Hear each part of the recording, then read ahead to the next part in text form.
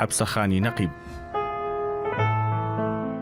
حەبسەخان کچی معروفی بەرزنجی و نەوەی کاگ ئەحمەدی شێخە و لە ساڵی 1991 لە سلێمانی هاتۆتە دنیاوە. معروف بەرزنجی باوکی نەقیب بووە. ئەم پلەی نەقیبیەشی لەلایەن حکوومەتی عوسمانیەوە پێبەخشراوە بۆ هۆیەوە کانوێنەری سادات و شێخان بووە. حەبسەخانی نەقیب ژنێکی سیاسەتوان و خێرخواز و چالاکی مافی ژنان بوو.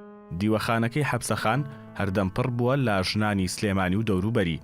هەر ژنێک تووشی کێشەیەکی کۆمەڵایەتی یان دارایی ئەبوو پەنای ئەبردا بەر ئەو دیوەخانە. حەبسەخانی نەقیب ماڵەکەی خۆشی کردبووە خوێندنگا بۆ ئافرەتان. ئەوە یەکەمین قوتابخانەی ئافرەتان بۆ لە سلێمانی و لە هەموو کوردستاندا. ژنان لەو مەڵبەندە هەستی کوردایەتیان دەوڕوژا و بیری ڕامیاریان لەلا پەروەردە دەبوو.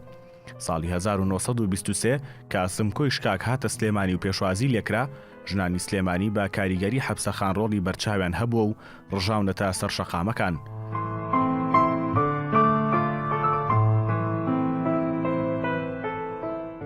ساڵی 1930 نامەیەکی سیاسی مێژووی بۆ ڕێکخراوی کۆمەڵەی نەتەوەکان لە جنێڤ نووسی و ڕاشکاوانە داوای مافی کوردی کرد لەسەر خاکی کوردستان کە دەنگێکی باشی دایەوە.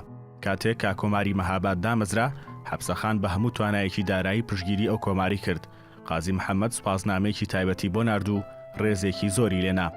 لە تەمەنی 62 ساڵیدا لە ڕۆژی 12 نیسانی 1953 بە نەخۆشی شێرپەنجا کۆچی دوایی کرد و لە گردی سەیوانی شاری سلێمانی بە خاک سپێردرا.